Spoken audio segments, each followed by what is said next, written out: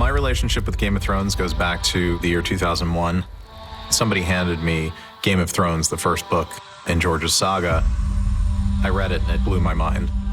I just became a super fan. I can't tell you how many conversations there have been about how do we make Thrones better? How do we want to evolve? You have to start by respecting it. You can't start by doing different for different sake. I really loved the original series of Game of Thrones. But this is our journey now. This is our story. We've got to make the most of our experience. It's a giant show, and yet it sort of stays on the ground. I mean, the things that we deal with are love and relationships and child rearing and loss and death and jealousy and aspiration. It's about family, truly, and dragons. The world is very interesting. There's a lot of sort of politics and intrigue, so that was really exciting to me. 10 years you've been king, and yet not once have you asked me to be your hand. Why would I do that? Because I'm your brother. I met George at a signing and was just really charmed by him. And I'd met him here in Santa Fe when he did a pilot for a fantasy western called Sixth Gun, based on a comic book. I came down to watch his shoot at his invitation. That sort of began a friendship that we had, and he would come to LA and he would usually look me up and say, come out and have a beer. And then one day in like the summer of 2018, he offered me a job. He just said, I have this project at HBO. There's been a lot of development. This is the one that's the most important to me. And he just asked me if I was interested in taking a swing at it. And yes, I was very interested. And then it was Ryan who reached out to Miguel Sapochnik. Miguel had done some wonderful episodes for Game of Thrones, so I certainly knew he was a terrific director. But when Miguel came on as director and showrunner, you know, that's when things got rolling. George was keen on a show that was close to the book. With us, it's the seed of an idea that he imparts that based on stuff that he's already written in his books, and then we kind of run with it. Who will it be? The brother, the daughter, or the little princeling of 3? I was really interested in asking him about where Westerosi civilization had been and where it went to. A lot of that is in the book, but as Ryan says, it's like having a chance to talk to Tolkien. George's work is incredibly cinematic and character-driven, and all the things that you look for. His writing was a huge influence. Great way to write fantasy is read a lot of history and then steal the best bits. Come out and face me, Dragon!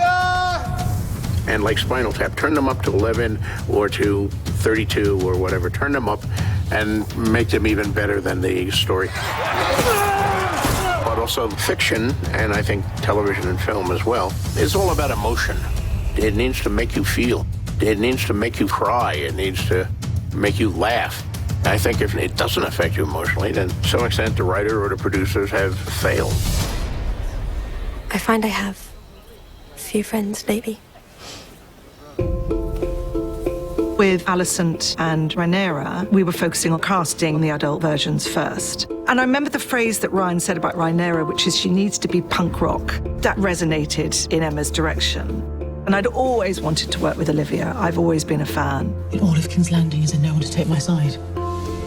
I was then getting into the whole, oh, now I need to find the young Emma, and I got pictures of Emma when she was younger, and I suddenly went, oh, Millie. I hope for my father that he gets a son. As long as I can recall, it's all he's wanted. Emily has a striking resemblance to Olivia. Not that I was getting too hung up on it. For me, it's always about the energy. If you had not been so relentless in advancing Aegon as heir! Alice and Rhaenyra are super close. They've been brought up together almost like sisters. But Alicent, she's suddenly being pushed into a role that she never thought that she'd have to fulfill. I intend to marry the Lady Alicent Hightower.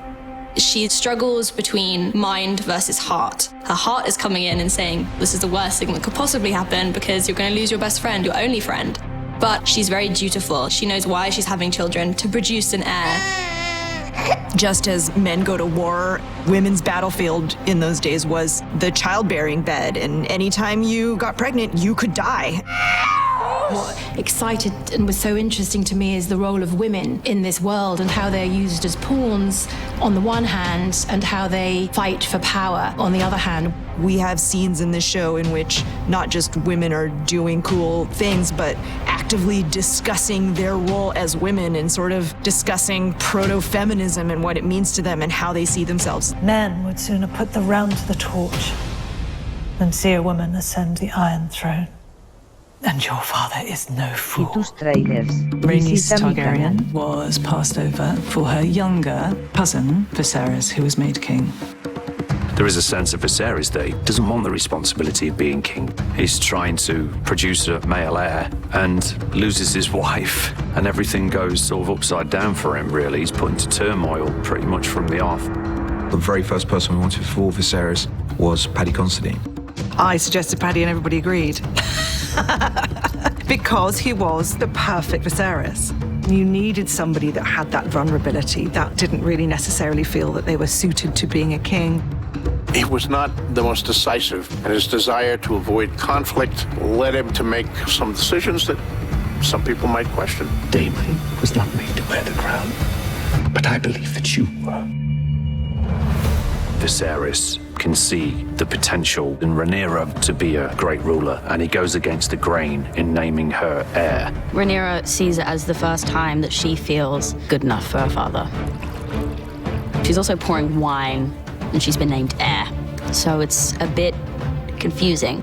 Rhaenyra is in theory a woman in power, but is actually under the complete manipulation of men, whether she can realize that and get out from under it or not. Nuruho veroncoro paquero keduna. Lotolie kepenuja kerim viventos pentas. Kepeo havisir. Ojidu tupirio tolet johra liza. Daemon is arguably the most fascinating character. He's mercurial, he's unpredictable. What he wants, I think, is occluded even from himself. Otto Hightower is a more honorable man than you could ever be. He doesn't protect you. I would. From what? Yourself. Daemon is the disruptive brother's going to turn up and ruin the whole celebration by getting too drunk or getting into a fight or doing something. You know, he's that sort of unruly. He's more Targaryen in that sense. Once we had Paddy in place, it seems so right to have an actor like Matt with his background as Paddy Considine's brother. They are normal brothers, and there's a huge amount of love there, and it's complicated. You know, there's a sort of deep, dark history that surrounds them. You are a plague, sent to destroy me. Give me Rhaenyra to take to wife, and we will return the House of the Dragon to its proper glory. The Targaryen society, when we first encounter it, is one that was formed in conquest, but that conquest is just about not in living memory. Aegon the Conqueror. It has become a little complacent. It's a very decadent time. It's a more rich time. There have been 60 years of peace, so you get to see what the realm looks like before it descends into the detritus and post-decadence of war that you see in the original series. The Targaryens are the sort of fascinating lost dynasty, and there was this once great day where there were dozens of Targaryens running around and they ruled over Westeros. Targaryen family dynamics are not conventional. There's a lot of incest in the family. They regularly marry their brothers to sisters just to keep the bloodlines pure, cousin to cousin. They felt that there was something unique and special about them and their blood that enabled them to control dragons, which is not an easy thing to do, and very dangerous if you can't do it. So marry brother to sister and get it as close as you can so you reinforce the dragon blood.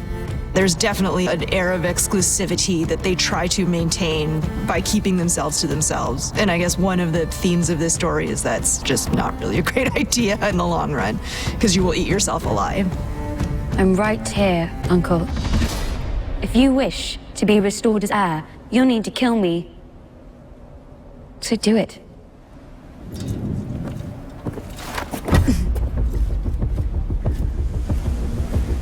The core of any Targaryen is a dragon. There's a kind of connection that can't really be put into words that you have with a dragon if you are a dragon rider. Don't mess around with dragons unless you have formed a relationship with them or you think you might be able to. The bond between a rider and his or her dragon is sacrosanct. A new offspring in the Targaryen line receive a dragon egg in the court. Hopefully that hatches and then they will be sort of joined for the rest of their life. We chose an egg for the baby. That looks like the perfect one. My dragon's the best. Caraxes, because he's the grumpiest. And he's sort of lithe, and they call him the blood worm. And he's angry and snappy. A bit like Damon, to be honest. G stage has been our only real swing stage, which is a stage where we can build something, shoot it, strike it out, build something else, shoot it, strike it out. All the other stages have had permanent sets. G stage is the one stage that's been a usable space. So we build stuff in there, and we've done the altar room, Dragon Skull, which people have seen previously in Game of Thrones, but we've done a new version for this. I drew so many of dragons thing, and out of it came that skull. Seeing it done and completed and full size was deeply satisfying. At the time that Game of Thrones took place, there was less respect for the dragons. We felt this time it should be in more of a cathedral, so we built this set with a big domed ceiling and placed it on an altar rather than in the dirt on the floor. In addition to that, you've got the candles. We don't do the candles, props do candles, but I think on one set they had like 1,000 candles. Hundreds, thousands, millions. They needed to look like they'd been there for a really long time. We spent weeks literally melting candles to make it look authentic. And of course, the dragon skull is flammable, so there was a few added challenges to make sure that we could work with that. Shooting in a studio like Leavesden means you definitely have the support system around you to adequately service a production of this scale. Leavesden is a facility that has been lauded as one of the best film studios that we have here in England. The scope of it, the level of resources, it's an incredible facility. You have amazing state-of-the-art stages. Welcome to Dragonstone, Otto. The volume came along as such a new prototypical technology. It has over 2,000 LED screens. You know, it is completely enclosed. It's a 360 projection of any kind of landscape you like. It just created some incredible opportunities. You can shoot with a sunset 10 hours straight.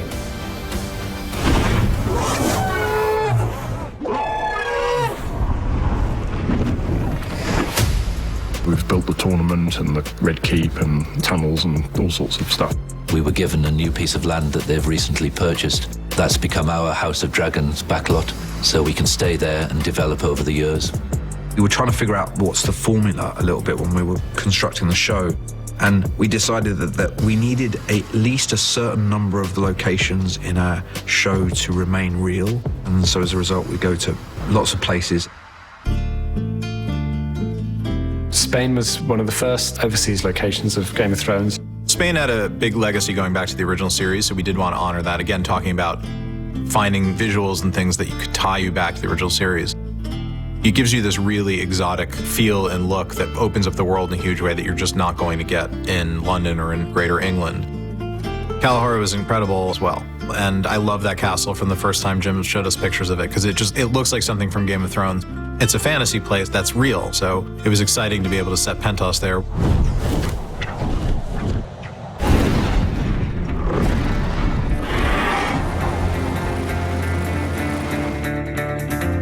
Portugal was this place called Monsanto, which just blew our minds, especially when the producer said to me, well, we'll have to helicopter everything up. And I thought, yeah, we will.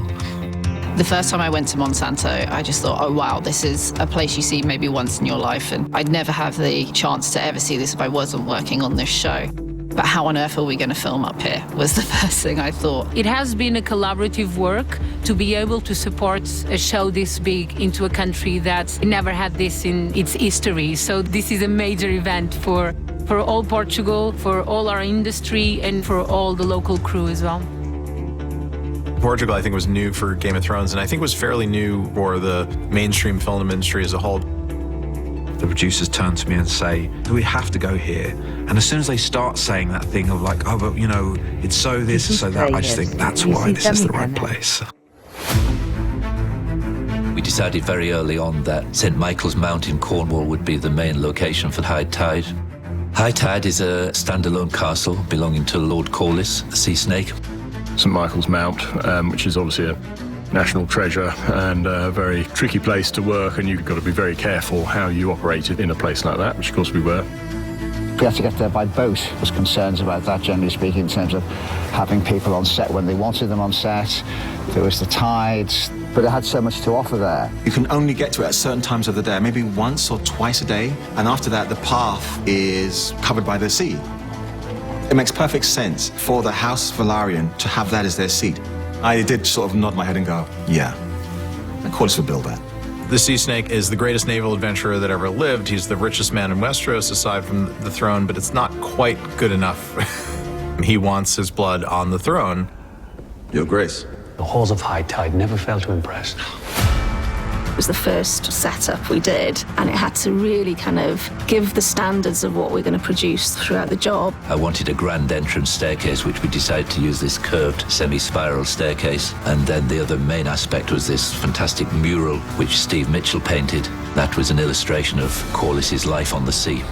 We literally went back to the history of Corlys and his voyages and his background, which then helped us with the different artifacts that we made for that set. The Hall of Nine, the idea was that the character, Sea Snake, travels around and he collects artifacts and creates sort of like a museum.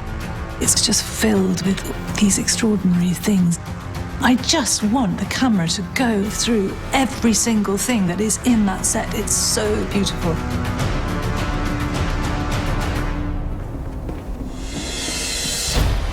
You know, it's always a little apprehensive when you turn your baby over to foster parents for adoption, but I'm involved in this. Ryan and I have been working together, and it's exciting. The beautiful thing about, I think, pairing a writer and a director is that we do different things. So sort of where I end with scripts and storytelling, Miguel begins. He doesn't write, I don't direct, but the alchemy of storytelling, visual storytelling, is writing and directing together. Ryan has this incredible ability with words, and he understands the world. Miguel has this wealth of experience as a director, and he will push you to be your best. What they bring when working in concert and with Sarah Hess is a kind of combination of grand scope and vision with more of a return to the sort of dynastic politics and dramatic intensity of those smaller scenes. It helps that they're both very nice people, because I think the showrunners, how they are, trickles down into the rest of the production. Miguel and Ryan are kind of like, they're everywhere and nowhere at the same time. They have so much knowledge on the show and on the world. I'm stunned about how much can fit into one person's brain. I love Miguel and Ryan really deeply, actually. They really backed me early and sort of told me that I would be able to do this thing. The thing that makes or breaks a job tends to be the people. And I feel honestly blessed. It changes the culture, knowing that you are all participating in something far bigger than you. I'm glad to be with them, and I hope that the people at home are going to really enjoy House of the Dragon. This is a big epic tale out of the history of Westeros, and buckle up, it's going to be a long ride.